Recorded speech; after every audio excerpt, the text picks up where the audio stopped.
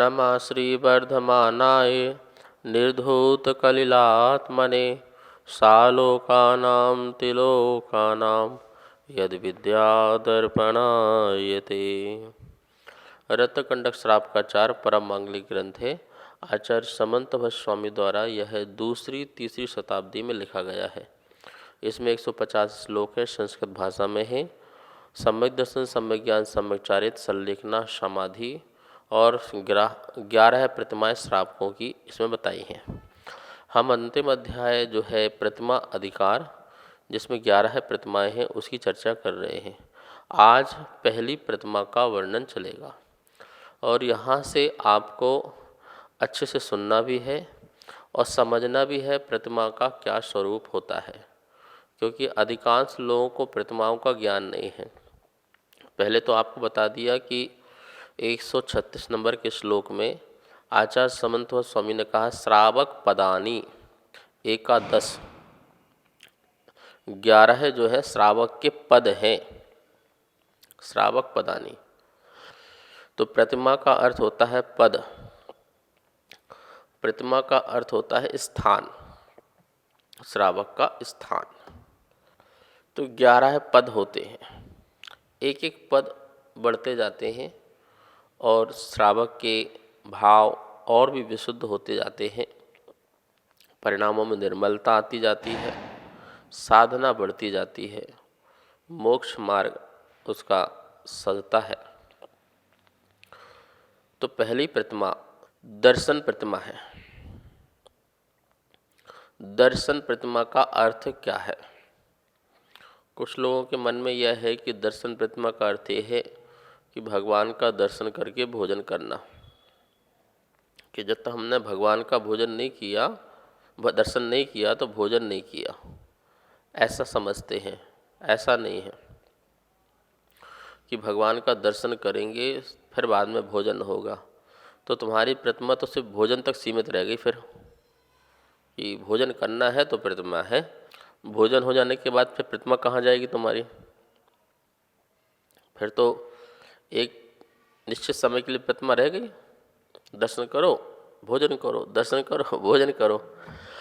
तो सुबह दर्शन करोगे, सुबह भोजन करोगे, फिर शाम को क्या करोगे? फिर शाम को फिर दर्शन करने जाओगे, फिर भोजन करोगे। फिर जितने बार पानी पियोगे उतने दर्शन करने जाओगे, फिर भोजन करोगे।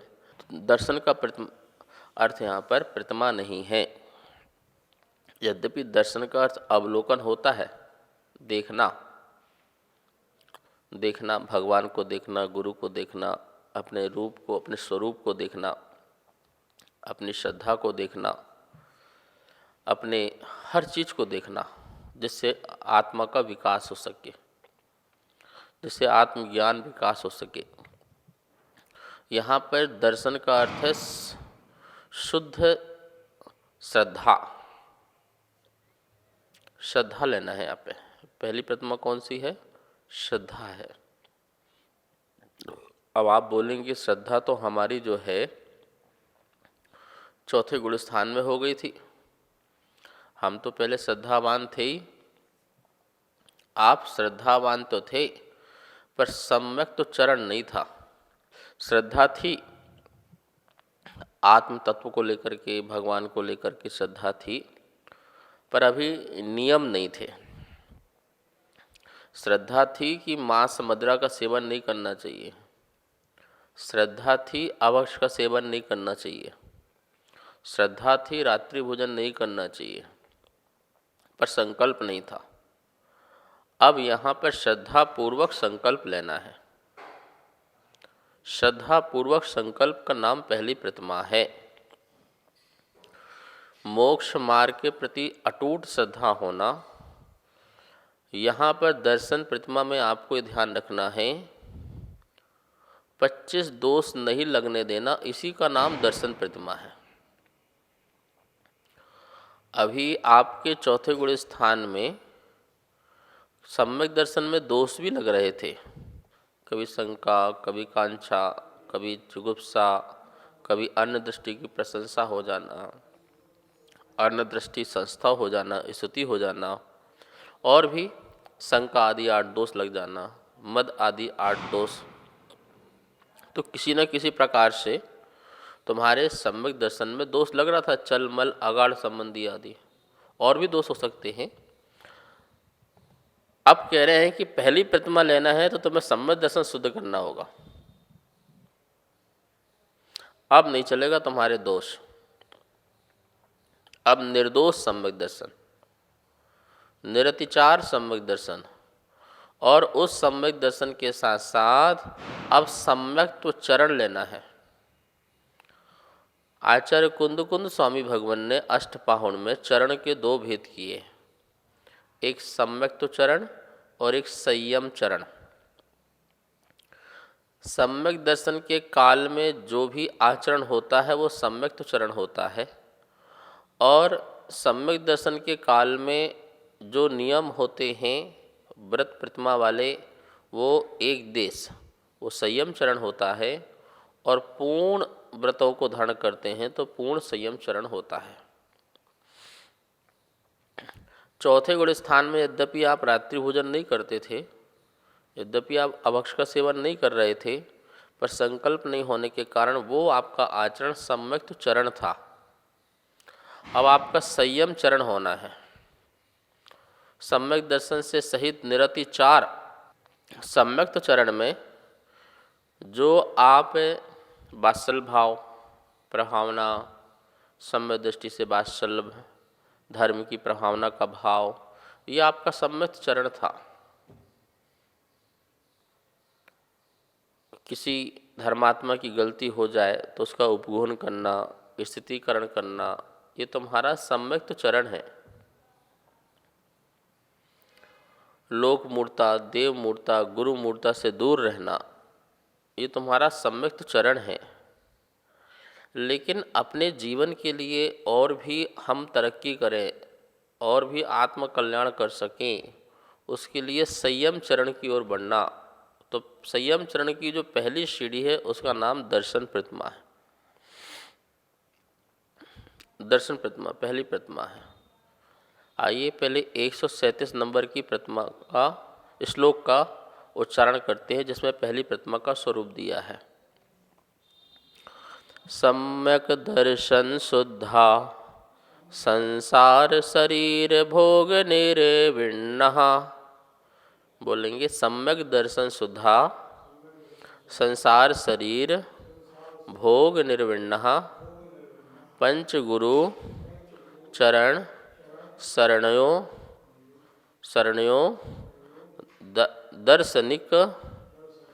दार्शनिक तत्वपथ गृहा। सम्यक दर्शन शुद्धा संसार शरीर भोग निर्विण्णः पंचगुरु चरण शरणो दर्शनिकस्तत्वपथ गृह्यः। सम्यक दर्शन शुद्धा, सम्यक दर्शन से शुद्ध। पहली बात, संसार शरीर भोग निर्विण्णः, संसार शरीर और भोग इनसे निर्विण्णः विरक्त, जो इनसे विरक्त हो जाए। पंच गुरु चरण शरणयो, और 5 परमेष्टि जो हैं उनकी शरण जिसे प्राप्त हुई हो। आप एक एक शब्द का अर्थ देखें पहले। सम्यक दर्शन शुद्धः, जो सम्यक दर्शन से शुद्ध है। संसार शरीर भोग निर्विण्णः, संसार शरीर और भोगों से विरक्त हैं। पंच गुरु चरण शरणो, 5 परमेष्टियों के चरणों की शरण जिसे प्राप्त हुई है। तथा तत्वपथ गृह्या, तत्वपथ की ओर जो आकर्षित है वह दार्शनिकः, वह दार्शनिक श्रावक है। दर्शनिका श्रावक। 2-3 बातें यहाँ पर कही है जिसे हमें समझ लेना चाहिए। सम्यक दर्शन से शुद्ध मतलब यह बात हो गई कि हमें अंतरंग में किसी प्रकार की श्रद्धा में कोई दोष पैदा नहीं होने देना, और बहिरंग में भी जो सम्यक दर्शन के आयतन हैं पंच गुरु, उनकी शरण में रहना। मतलब व्यवहार से तुम्हें यदि नमन नमोस्तु करना है, धर्म आदि का पालन करना है तो पंच गुरु चरण शरण, 5 गुरु की शरण में रहना। कितने गुरु होते हैं? नमोकार मंत्र में कितने गुरु होते हैं?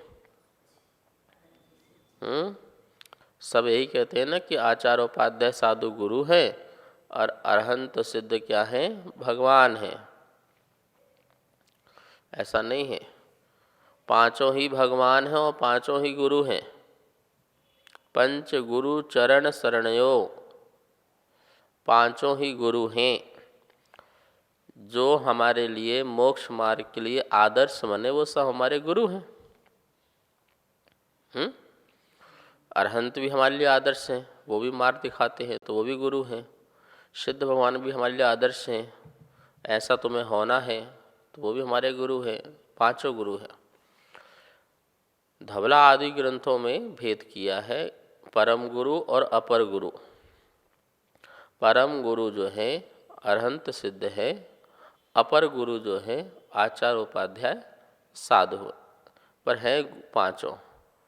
पंच महागुरु भक्ति पढ़ते हो ना, संस्कृत में भी है और प्राकृत में भी है पंच महागुरु भक्ति। हिंदी में भी आप कई जगह बोलते हो, बंदो पांचों परम गुरु, पांचों ही परम गुरु हैं। पंच परमेष्टि भगवान, क्या बोलते हो? पंच परमेष्टि भगवान, पांचों ही परमेष्टि कैसे? भगवान है। मुनि भगवान है कि नहीं है? आचार भगवान है कि नहीं है? उपाध्याय भगवान है कि नहीं है? नहीं महाराज, भगवान कैसे हो सकते हैं? भगवान तो अनंत है, भगवान तो सिद्ध है। आपने गुरुओं को भगवान नहीं माना, इसलिए गुरुओं की महिमा आप में नहीं आई। आपने भगवान को भगवान माना और गुरु को गुरु माना, इसलिए गुरुओं में भगवान की उपमा नहीं आने के कारण आपने गुरु को बाद में रखा, जबकि कह रहे हैं पांचों ही भगवान हैं। आप पंचमुष्टि जो है, पंचपुंज जो है, चावल चढ़ाते हैं वेदी में, तो किसको चढ़ाना है? वहाँ तो अरहंत भगवान बैठे हैं, बस ये सिद्ध होंगे। लेकिन आप अरहंत, सिद्ध, आचार, उपाध्याय, साधु, पांचों परमिष्टि को, क्योंकि पांचों क्या हैं? भगवान हैं। ठीक है ना? तो आपको भगवान की उपमाएं जो है गुरुओं को दी गई हैं। नमोकार मंत्र पांचों भगवान, कुछ भगवान बन चुके हैं, कुछ भगवान होने चले हैं। ठीक है ना? तो कह रहे हैं कि दर्शन प्रतिमा वाले को क्या करना है? सम्यक दर्शन शुद्धा, सम्यक दर्शन से शुद्ध है। पहली बात, संसार शरीर भोग निर्विण्णः, 3 चीज़ें बताई हैं, संसार, शरीर और भोग। निर्विण्णः, विरक्त होना चाहिए। अब आपको घर में रहो कोई बात नहीं है, परिवार के बीच में रहो कोई बात नहीं है, पर संसार, संसार किसे कहते हैं? संसरणम संसारः, जो आपको संसार में ही, मतलब राग द्वेष में ही प्रवेश कराता रहे, वो संसार है। 2 प्रकार का संसार होता है, एक द्रव्य संसार और एक भाव संसार। द्रव्य संसार चतुर्गति, जो चारों गतियां हैं उसमें जन्म मरण है, वो हमारा द्रव्य संसार है। 4 गति में जन्म लेना, मरण करना, तिरंज गति में जाना, देव गति में जाना, मनुष्य गति में, नरक गति, मनुष्य गति, तिरंज गति, ये चारों गतियों में जाना। ये 3 लोग जो है, जहाँ जहाँ जीव भ्रमण कर सकता है वो संसार है, और पूरे में भ्रमण करता है। 3 लोक में ऐसा कोई स्थान नहीं जहाँ जीव जाता, जन्म मरण न करता हो। तो इसलिए तीनों लोक क्या है? संसार है। जैनों का विश्व कितना बड़ा है? पूरा 3 लोक विश्व है, जिसमें 6 द्रव्य समाई हैं, वो विश्व है। द्रव्यों के समूह को विश्व कहते हैं, और पूरा 3 लोक विश्व है, संसार है, जीव भ्रमण कर रहा है, ये द्रव्य संसार है। भाव संसार अंदर है, तेरी आत्मा के राग द्वेष मोह भाव आदि हैं, वो तेरा भाव संसार है।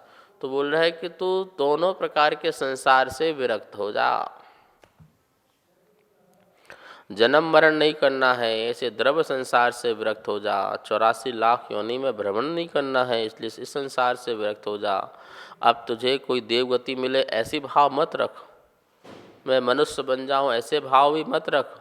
तो द्रव्य संसार से भी विरक्त हो और भाव संसार से भी। अब तू राग द्वेष मोह मत कर, समता भाव रख, समता भाव रख, संसार से विरक्त हो। ठीक है। और जो शरीर है जिसके साथ तो सदा रहता है जब तक मोक्ष ना हो, तो इस शरीर से भी तू क्या हो जा, विरक्त हो जा।